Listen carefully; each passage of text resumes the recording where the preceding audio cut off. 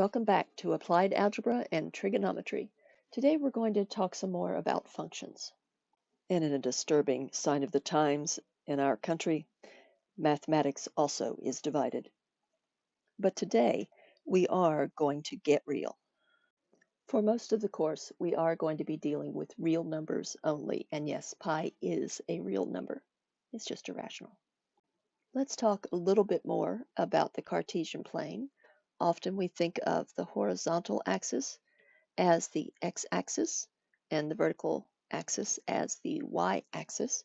However, now that you know about function notation, you can think of the vertical axis as the function of x-axis, or t and f of t, or g and f of g, or x and g of x, or a multitude of other combinations.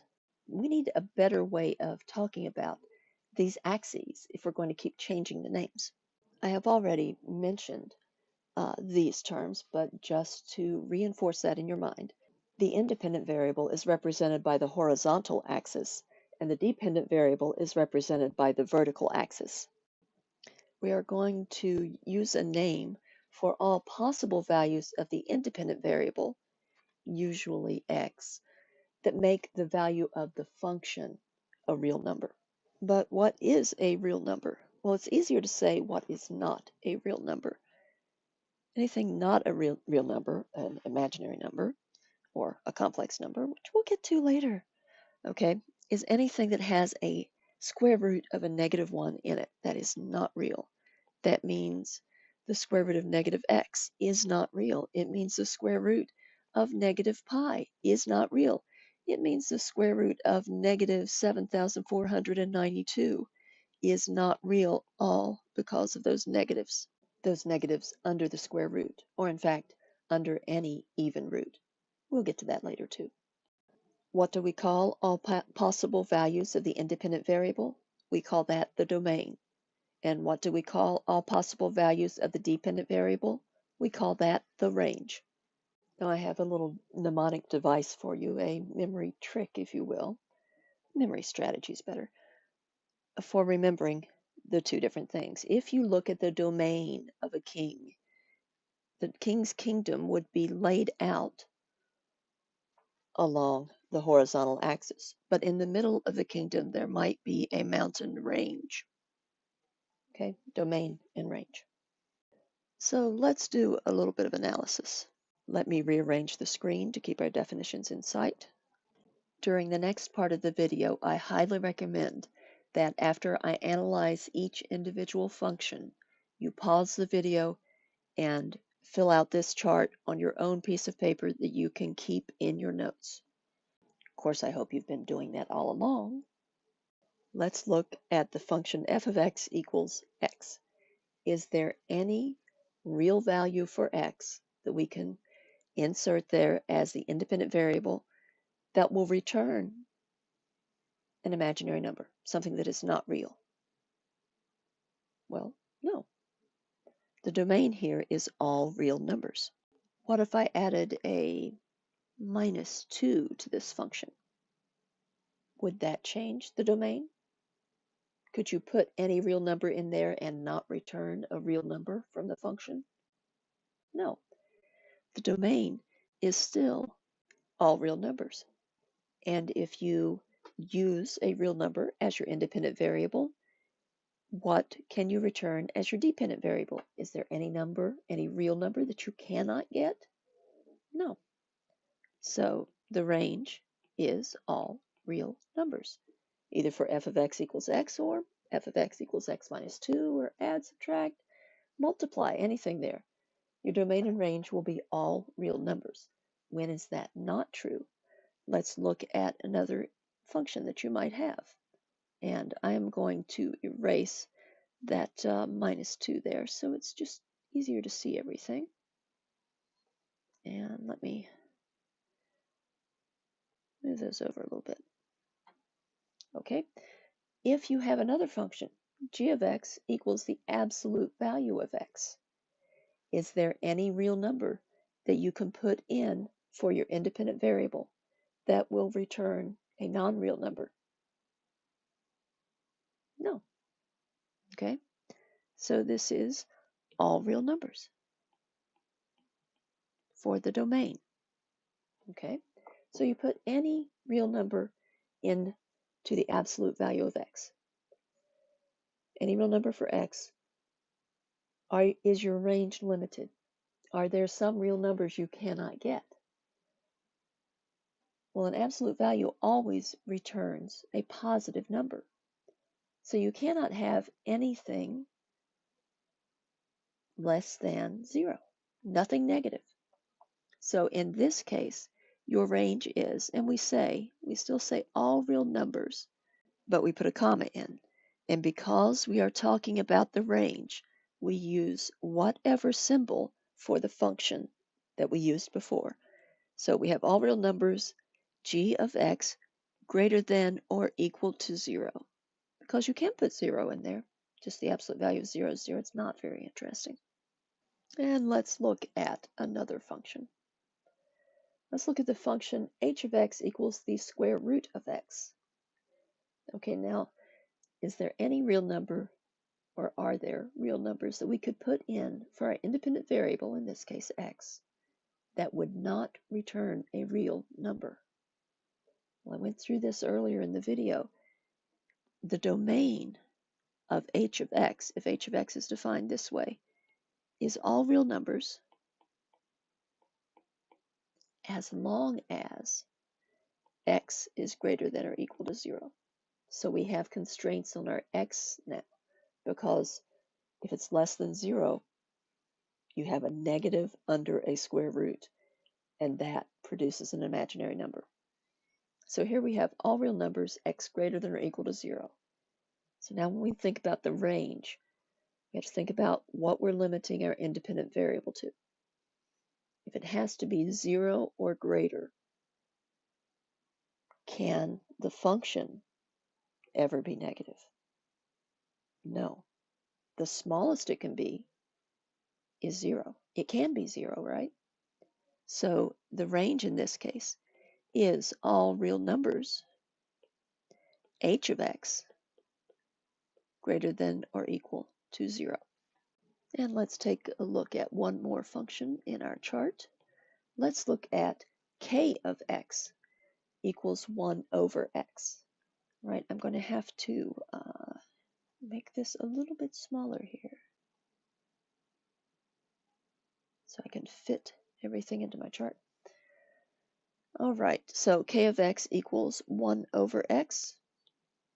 Is there any value of our independent variable which will not return a real number? Well, now we're not just looking at imaginary numbers. What happens if x is equal to 0 here? What is 1 divided by 0? Well, that's undefined. We can argue about that, but in general, it's undefined. We're not going to argue about it, okay? We're just going to say we don't want that. So our domain is all real numbers where x does not equal 0, right? So if our x can be negative, it can be a fraction, it can be anything except 0, any real number except 0. So our range can be positive, negative, big, small, fractional. What can it not be? Well, let's see. Let's analyze this a little bit further. Let me make some room to do that. We already talked about what happens if you use 0 as your independent variable, and that returns nothing. Okay, so 0 is excluded, so let's look at 1. If we put 1 in for the independent variable, we get 1. That's a real number, so we can use 1. Right? What if we do a negative number, like negative 4? Okay, 1 over negative 4 equals negative 1/4. That's allowable. What if we plug in an extreme number? See, 10 would give us 1/10. Let's go ahead and do 1,000, or 1,000. Put it in for x, and we return 1,000. Boy, that's tiny. It's getting close to 0, put in a bigger number, it's going to get even closer to 0. Is there any number that can make it reach 0? What about a fraction? Let's try the fraction 1/5. Okay, that would give us 1 over 1 divided by 5. Okay, that's a division. To divide by a fraction, we have to multiply by the reciprocal, which is 5 over 1, or 5. Well, that got bigger. In fact, the smaller the fraction we put in there, the bigger the result. If we put 1,000th in there, the function would return 1,000. So that's making it get bigger instead of smaller. In fact, there is no number that will return 0 as the function. So our range is limited also to all real numbers, k of x, because that's what we call this function, does not equal 0. We can't get 0 by putting a real number in for x. Now let's look at our chart along with everything we've talked about so far about functions and domain and range. Considering our definitions and our analysis, there are two things we need to avoid. We need to avoid division by 0, and we need to avoid the square root or any even root of a negative number, because those, in this case, 1 divided by 0 will be undefined, and the square root of a negative or an even root of a negative is an imaginary number. So let's take a look at some more complicated functions, but we're going to remember to avoid those situations that are now at the top of the screen. Now, I have another mnemonic for you to use if you're having trouble analyzing a function. This is not perfect. It is not an absolute way to analyze a function, but it's a good way to get started to try to understand what a function is actually doing. Okay? And zone F numbers include 0, 1, a negative, and an extreme number. Try an extreme and try a fraction. So let's look at some examples of using these zone F numbers. I recommend you pause the video and try putting in a 0 for t, a 1, a negative, an extreme, a fraction. Here you can see the zone F numbers I have chosen. You could have chosen, after 0 and 1, different numbers. Okay? And in every case, I have returned a real number. But I'm going to go back and analyze this and see if maybe there's something that I forgot, that I didn't think of. Nope. I think pretty much I can say with confidence that the domain of the function a of t is all real numbers, and the range of a of t is all real numbers. Okay, so let's look at the function b of f, defining that as 1 over f minus 2.5. Pause the video and run through your zone F numbers. I also suggest you pause the video here and think about how I came up with my answers. As you notice, this is a little bit of a strange function because it has a decimal in a fraction. So I gave you two types of answers for each of these, either decimal or fractions. Take a closer look though, and you'll see that when you substitute a 1, a -3, or 500, I come up with a decimal approximation. I rounded those numbers. Now I ran through all of my zone F numbers, and every single thing works. So does that mean that our domain is all real numbers and our range is all real numbers for this function? No. Zone F numbers are a place to start if you're having trouble doing the analysis, but let's look at the function itself. Remember, we also have two situations that we want to avoid. We want to avoid dividing by 0. So when you're looking at your functions, if you have a fraction with the variable in the denominator, set that denominator equal to 0 and solve. So I'm going to add 2.5 to both sides. And I'm going to get f equals 2.5. If f equals 2.5, this blows up. I get division by 0. So in this case, the domain of our function is all real numbers except for this. F cannot equal 2.5. So what about the range? Well, if you plugged in an extreme number, you saw that it got very, very close to 0, but it will never reach it. So we now have the range as all real numbers. Function b of x does not equal 0. Please look back in your notes and take a look at k of x. Compare the domain and range of k of x equals 1 over x to the function b of f equals 1 over f minus 2.5.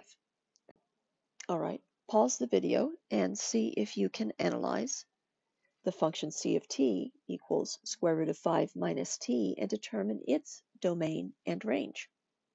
Some of you may have gone through the zone f numbers, and if you did, here's what happened.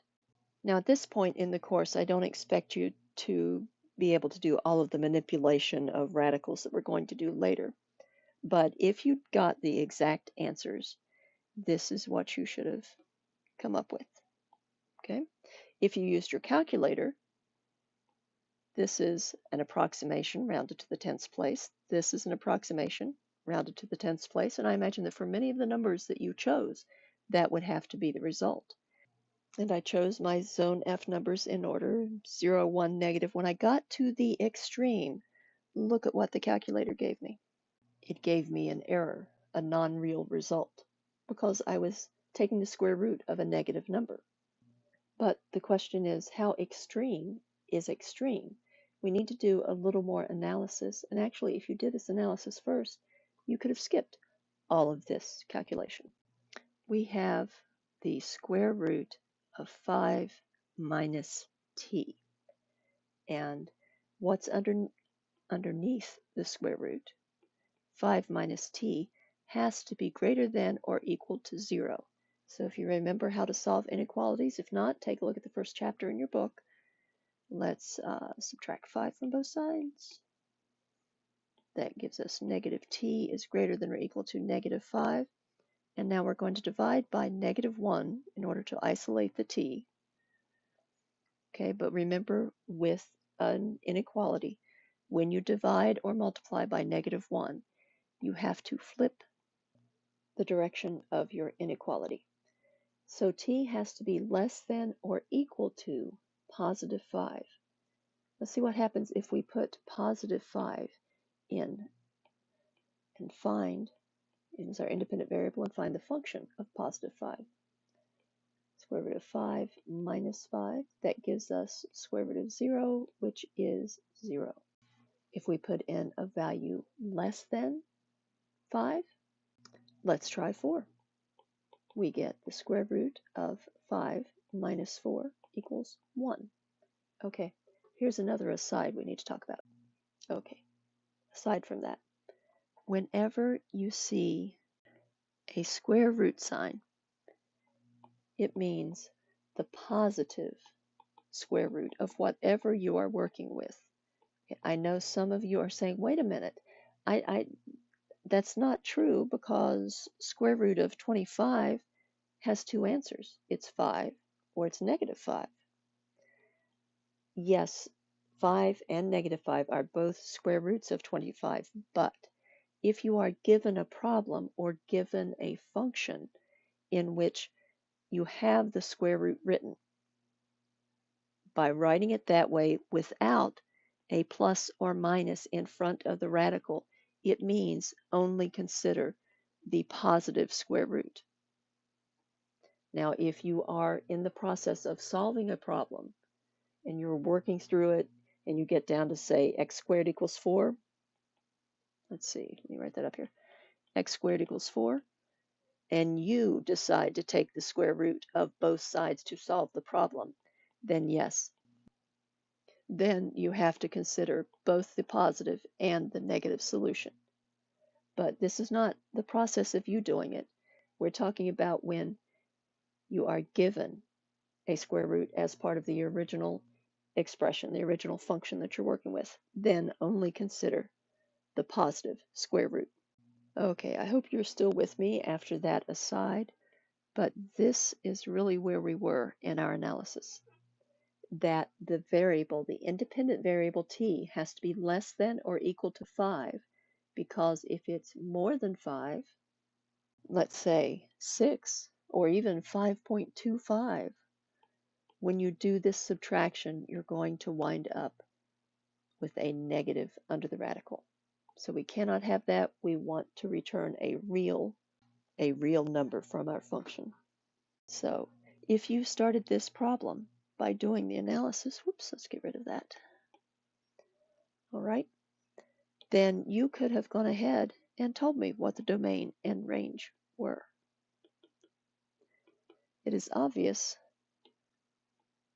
from this that the domain is all real numbers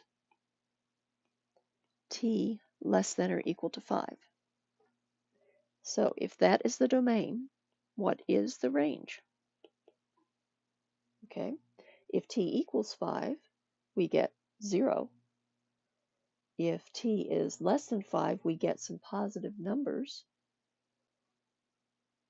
If t is a lot less than 5, we get a bigger positive number.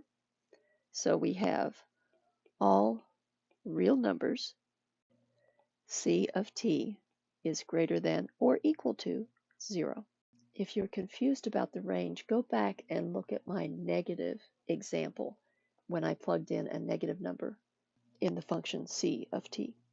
This lesson is more involved and longer than the ones you've had for the past few days. So I'm going to split this into 2 videos, but let me give you one more example for this video. Okay, the function d of t equals the absolute value of negative 4v.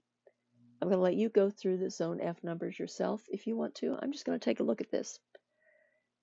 For the domain,